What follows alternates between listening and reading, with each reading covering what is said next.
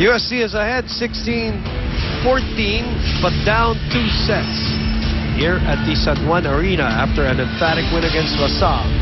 This is their situation right now. By the way, for those of you who want to join us on Saturday, December 8th at the arena, FEU versus UP at Adamson University versus DLSU in the second game.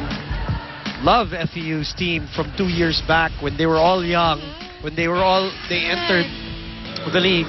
We saw again how the development was last year, and this year they look solid.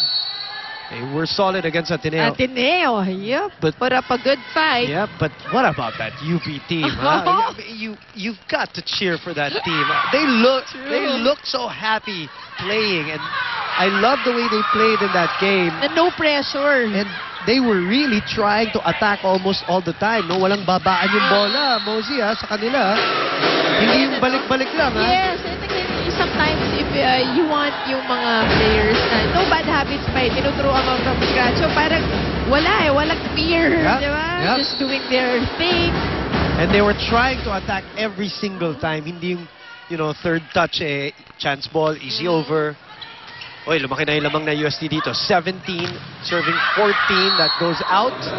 Point for National U.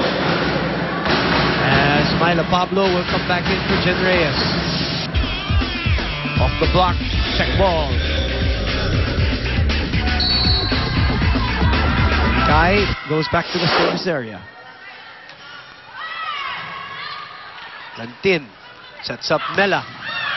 Great coverage by Lastimosa. Uy, binigay lang. Pablo adjusting. Lantin goes back to Tunay.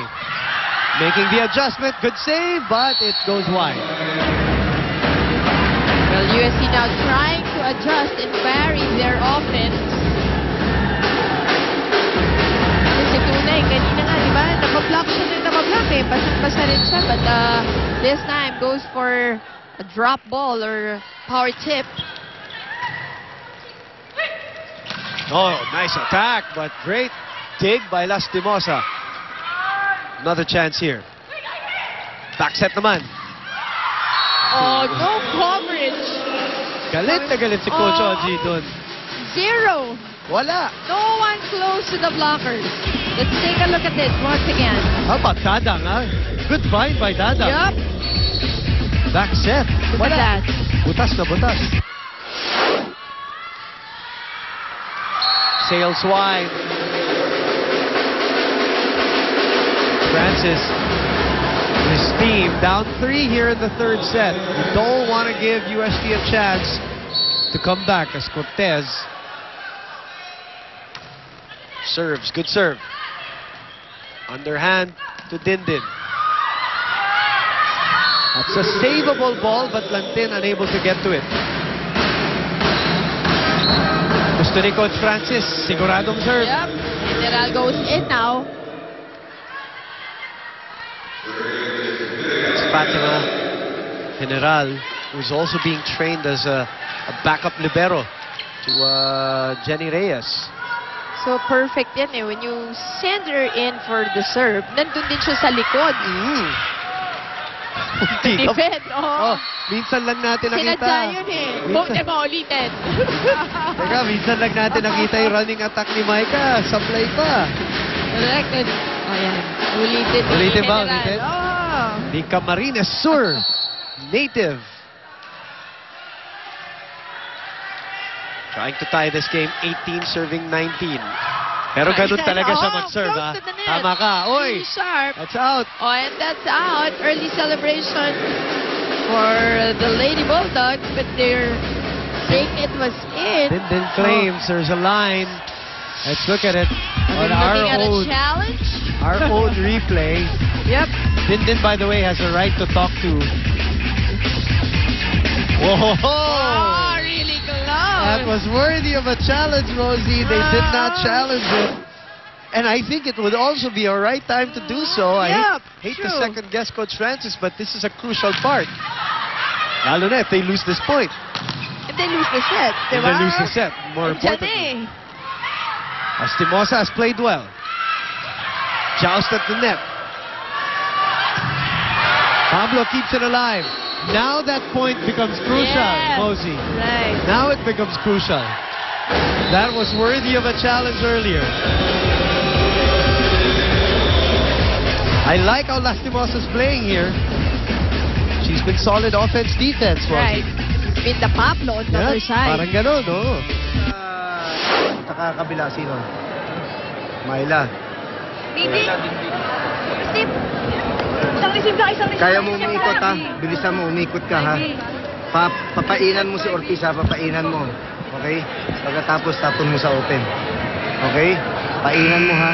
Kailangan mapapainan niya yan ha. Pagkintihan, pagbalik, magkata-combination ka. Kaya pa, kaya! National.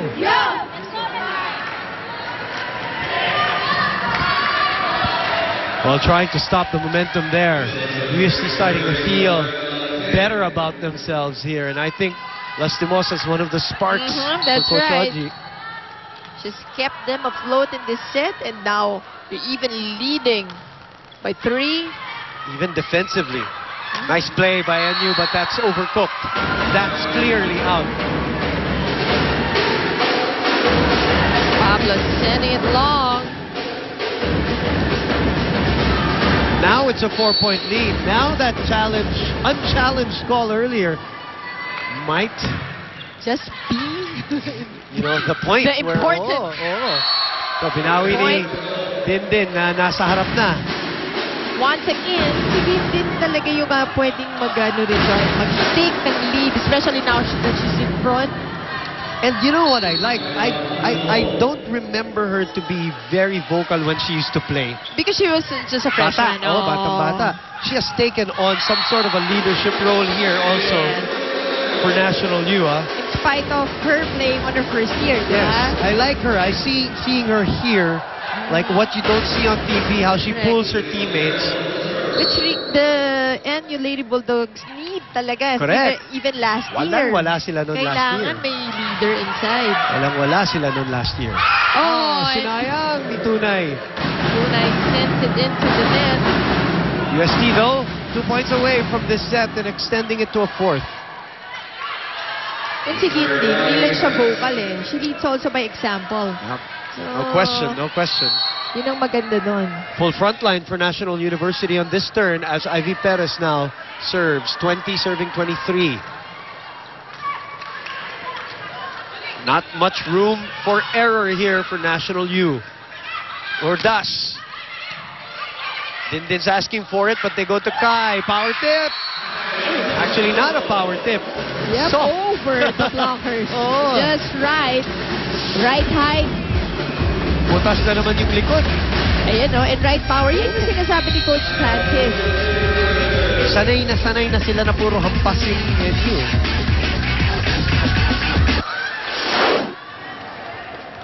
Galing sa block, na-depensa ng kasama mo, don't go out of the court. Move back lang. Lagpas ka lang ng attack line. Loren, kung magsiset ka, open i-shoot mo konti. Masyado lang mataas, nakaka-organize sila ng block. Yung depensa nila nakapwesto para lang spike receive. Bilisan mo konti. Maika. Ipag. Yun lang. Ipag. Parang narinig ko lang yung sinabi ni Mosey kanina about Lauren, ano? Lalo na yung mga ganitong moments. You really need a quick hit. And again, she can't go to that. I don't know why they can't go to that mic or it is running hit. 21 serving 23. Oh, again! Perez, if I'm not mistaken, that's actually her third. One of her set. Every dito. set. Ito. Dalawa dito. So, yan ang mabigat. yung mabigat because they were trying to close in on UST. Now, no room for error for National U. Reyes brings it to Perez. Santiago. Oh, that was a great set. Too much power. Good play. Cortez could not handle that one. Great receive by Reyes. Great set by Perez. And that's picture perfect. By the book. Yung set na yun. But UST with an opportunity to close out here. And Cortez having baptism of fire in this game. Oh, chance for National U. Perez, back set. Oh, Ayun na naman. again, wala na namang coverage for UST. Ang tagal talaga nung adjustment. They wait 3-4 points before they adjust. Yun ang kinagagalit ni Coach Oji. Kai with some smarts here to bring them within one. Kayo tatlo. Ha? Mela, tumulong ka sa receive, tumulong ka sa coverage. Chloe, pagka umaatake sila, hindi mo pwedeng hintayin na tumama sa'yo. Maging agresibo ka, dukutin mo. Oh, resiban yung maayos, Chloe, pumasok ka ng magandang timing. Ha? Mga tulong ka lang dito. Chloe, of course, being the rookie. Cortez. Grabe talaga yung volleyball linggo, no? Just last, ano ba to, game? Patayin, di ba? Kayo naman, dukutin. Ano ba to, sport na to? May dukutan, may patayan. Dikdikan. Diinan. Baon. Baon. Mga ganun eh. Titignan natin kung mababaon ng UST.